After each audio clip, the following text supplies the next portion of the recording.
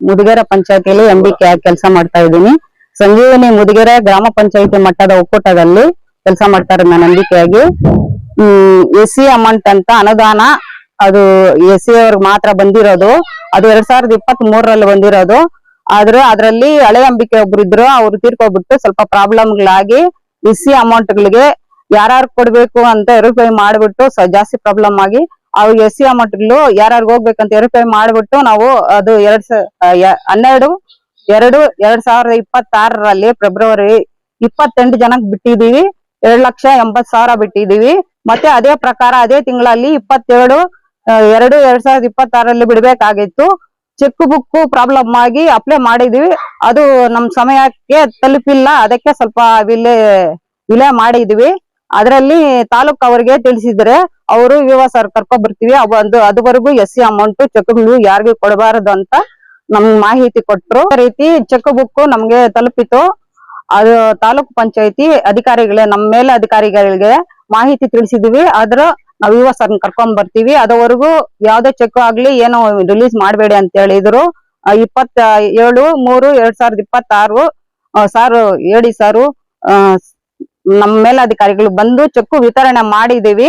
ಆದ್ರೂ ನಾವು ದಾಖಲಾತಿಗಳು ನಾವು ಸರಿಯಾಗಿ ನಿರ್ವಹಣೆ ಮಾಡಿಲ್ಲ ಅಂತ ನಮ್ಮ ಮೇಲೆ ಪೇಪರ್ ಎಲ್ಲ ಆರೋಪಣೆ ಬಂದಿದೆ.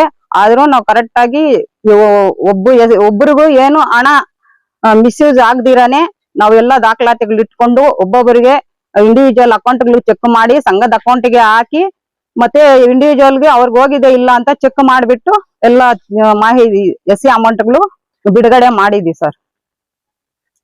ಅದು ನಾವು SC ಅವ್ರಿಗೆ ಕರೆಕ್ಟ್ ಆಗಿ ಅಮೌಂಟ್ಗಳು ಅವ್ರ ಸಂಘಕ್ಕಾಗಿ ಇಂಡಿವಿಜುವಲ್ ಕರೆಕ್ಟ್ ಆಗಿ ಕೊಟ್ಟಿದ್ದೀವಿ. ಆದ್ರೂ ನಾವು ದಾಖಲಾತಿಗಳು ನಿರ್ವಹಣೆ ಮಾಡಿಲ್ಲ ಅಂತ ನಮ್ಮ ಮೇಲೆ ಆರೋಪ ಆಗಿದೆ. ಅದು ನಾವು ಕರೆಕ್ಟ್ ಆಗಿ ಮಾಡಿದೀವಿ. ಈ ದಾಖಲಾತಿ ಸರಿಯಾಗಿಲ್ಲ, ಹಣ ದುರುಪಯೋಗ ಆಗಿದೆ ಅಂತ ನಮ್ಮ ಮೇಲೆ ಆರೋಪ ಆಗಿದೆ. ಅದು ಸತ್ಯದ ಸುದ್ದಿ ಅಲ್ಲ.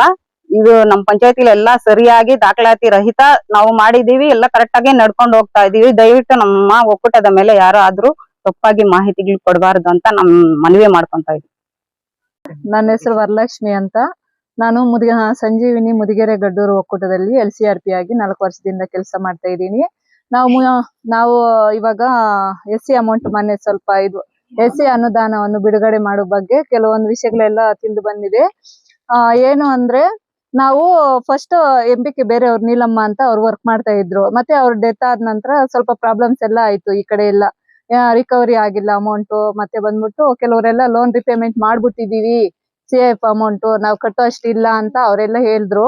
ಮತ್ತೆ ನಾವು ಹೋಗಿ ಇವರು ನಮ್ TPM ಕಡೆಯಿಂದ ಕೆಲವರೆಲ್ಲ ಬಂದಿದ್ರು, ತಾಲೂಕ್ ಪಂಚಾಯತಿಯಿಂದ ಅಧಿಕಾರಿಗಳು. ಅವರೆಲ್ಲ ನಾವು ಹೋಗಿ ಮತ್ತೆ ಕೇಳಿದ್ರೆ ಅವರೆಲ್ಲ ನಾವು ರಿಪೇಮೆಂಟ್ ಮಾಡ್ಬಿಟ್ಟಿದೀವಿ ಅಂತ ನೀಲಮ್ಮ ಅವ್ರು ತೀರ್ಕೊಂಡ್ಮೇಲೆ ಎಲ್ರು ಅವ್ರ ಮೇಲೆ ಹೇಳಿದ್ದಾರೆ. ಮತ್ತೆ ನಾವು ಅವ್ರನ್ನೆಲ್ಲ ಹೋಗಿ ಜಗಳ ಮಾಡಿ ಮತ್ತೆ ಏನಾದ್ರು ಸ್ವಲ್ಪ ರಿಪೇಮೆಂಟ್ ಮಾಡ್ಸೋಣ, ನಮ್ಮ ಒಕ್ಕೂಟ ಎಲ್ಲ ಈ ತರ ಆಗೋಗಿದೆ ಅಂತೆಲ್ಲ ಕಷ್ಟಪಟ್ಟು ಮತ್ತೆ ಕಂಪ್ಲೇಂಟ್ ಎಲ್ಲ ಕೊಟ್ಟಿದ್ವಿ. ನೆಗಡಿ ಸ್ಟೇಷನ್ ಅಲ್ಲೆಲ್ಲ ಗಲಾಟೆಗಳೆಲ್ಲ ಆಯ್ತು ಸ್ವಲ್ಪ ದಿವಸ ಎಲ್ಲ.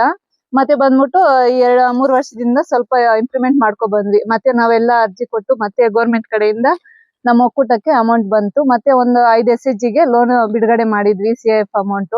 ಮತ್ತೆ ರಿಕವರಿನೂ ಚೆನ್ನಾಗ್ ಆಗ್ತಾ ಇದೆ ನಾವು ರಿಲೀಸ್ ಮಾಡಿರೋ ಅಮೌಂಟ್.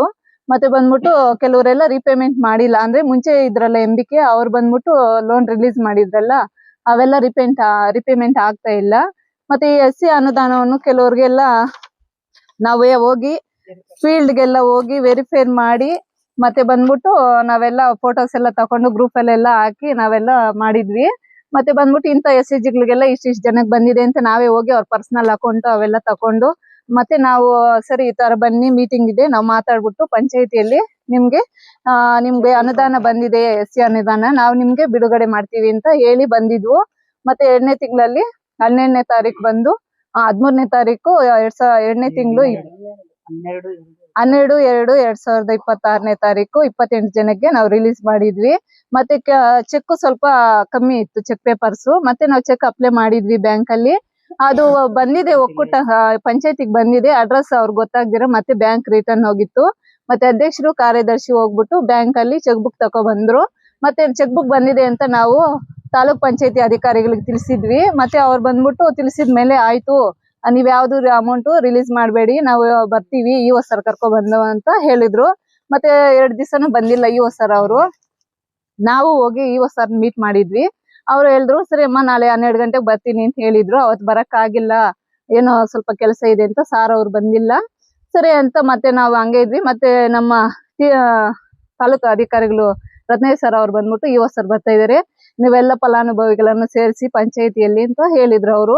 ಸರಿ ಅಂತ ನಾವು ಸೇರಿಸಿದ್ವಿ, ಇಒ ಸರ್ ಅವರು ಬರ್ತಾ ಇದಾರೆ ಅಂತ ಸೇರಿಸಿದ್ವಿ. ಮತ್ತೆ ಸರ್ 27 ತಾರೀಕು 3ನೇ ನೆಲ 27/3/2026 ತಾರೀಕು ಮತ್ತೆ ಇಒ ಸರ್ ಅವ್ರು ಬಂದಿಲ್ಲ. ಮತ್ತೆ ಎಡಿ ಸರ್ ಅವರು ಮತ್ತೆ ಇನ್ನು ಕೆಲವೊಬ್ರು ನಮ್ಗೆ ಗೊತ್ತಿಲ್ಲ, ಬಟ್ ಅವರು ಬಂದಿದ್ರು ನಮ್ಮ ಪಂಚಾಯತಿಗೆ. ಬಂದು ಅವ್ರು ನಾವು ಚೆಕ್ ವಿತರಣೆ ಮಾಡ್ತಾ ಇದೀವಿ ಅಂತೆಲ್ಲ ಹೇಳಿ, ನಾವು ಡಾಕ್ಯುಮೆಂಟ್ಸ್ ಎಲ್ಲ ಕರೆಕ್ಟ್ ಆಗಿ ಬರ್ದಿದ್ವಿ. ರಿಕವರಿ ಆಗದಿರೋ ಇರೋದು ಬುಕ್ ಅಲ್ಲಿ ಎಂಟ್ರಿ ಮಾಡಕ್ ಆಗಲ್ಲ. ಅದೇ ಅವರು ರಿಕವರಿ ಆಗದಿರೋ ಇರೋ SHGಗಳದೆಲ್ಲ ಲೀಸ್ಟ್ ನೋಡ್ಬಿಟ್ಟು ಆ ಬುಕ್ ಅಲ್ಲಿ ನೀವು ದಾಖಲಾತಿ ಸರಿಯಾಗಿ ಮಾಡಿಲ್ಲ ಅಂತ ಅವರೇ ಹೇಳಿರೋದು. ಮತ್ತೆ ಅವರು ಎಲ್ಲ ಪುಸ್ತಕ ಎಲ್ಲ ಪರಿಶೀಲನೆ ಮಾಡಿ ಅವ್ರು ಕರೆಕ್ಟ್ ಆಗಿ ನೋಡಿ ಆಮೇಲೆ ಹೇಳ್ಬೇಕಾಗಿತ್ತು.